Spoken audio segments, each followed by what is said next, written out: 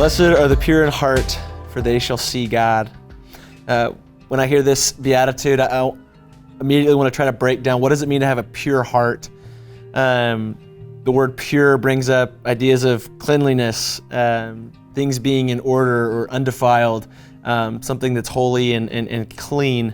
And then heart, in our culture, we immediately have like ideas of love, but usually like the emotion type of love, like this heart for someone or a heart for something.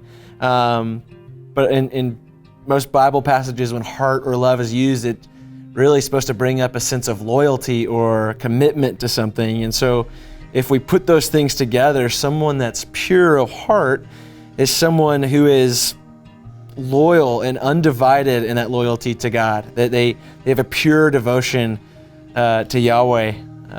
It's not simply just an external good behavior or being pure in action only or looking clean on the outside, but at the heart level, on the deepest internal level, are you committed? You have a deep-seated loyalty to God. Who are you loyal to? Jesus sets a great example of this in being loyal to God. Though he was in very nature God, that he was equal with the Father, he submitted to the Father. And he said in John 6:38, I've come down from heaven not to do my own will, but to do the will of him who sent me. My entire life is given to God. His desire is my desire. John 8:29 says, the one who sent me is with me. He has not left me alone, for I always do what pleases him. He's saying, my pure heart's desire is to please the Father. So how should we as the King's people live? I think if you continue to read the Sermon on the Mount, which I hope you have been, you're going to see in chapter 6, verse 24, Jesus say this. He says, no one can serve two masters. Either he will hate one and love the other, or he will be devoted to one and despise the other. You cannot serve God and money. Do we serve God alone? As the King's people, we need to constantly be checking our loyalty and asking ourselves, am I being loyal to Christ alone, or is my heart divided? Is my heart impure between the things that I'm being loyal to? If you find yourself asking, I want to follow Jesus, but I also have this desire and this worship of this idea of being wealthy one day and successful, and so the things I'm doing are really more along being able to get myself there, not getting myself closer to Christ.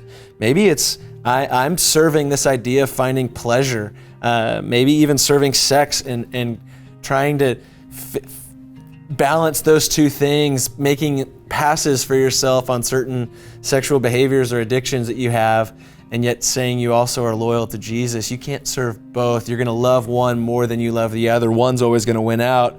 You can't serve Yahweh in power. You can't be constantly trying to climb the ladder and put other people down and be in a position of prestige and control, because that's you making you your own God of your own life and not letting Jesus be the king of your heart. The promise that Jesus gives, though, to those who do have an undivided loyalty to God is this: you will see God, which is a really amazing promise to cling to.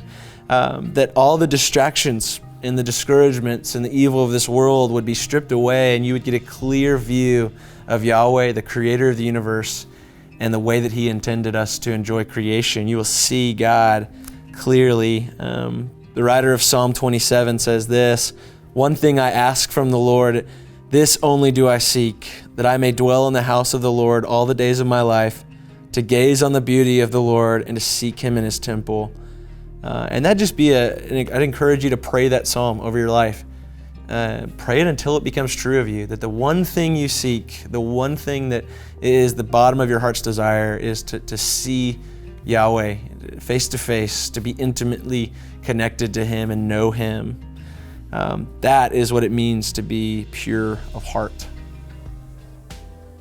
This week, alongside Run to the Father, we're looking at the song Jesus Paid It All by Christian Stanfield and Passion. And this song for us is the story of how Christ died and was resurrected for our sins. And because of that, we're able to find purity and life through him. God's not just concerned with purity in the physical, but he's also concerned about the state of our hearts. And this song serves as a reminder of the price that Christ paid for us, that he was willing to lay it all down, his life, his will, and what he wanted so that we could have abundant life through him. I pray that we would be reminded of that story. And I pray that as we listen to this song this week, we would seek God and we'd be reminded of the ultimate sacrifice that he gave so that we could be reconciled with him.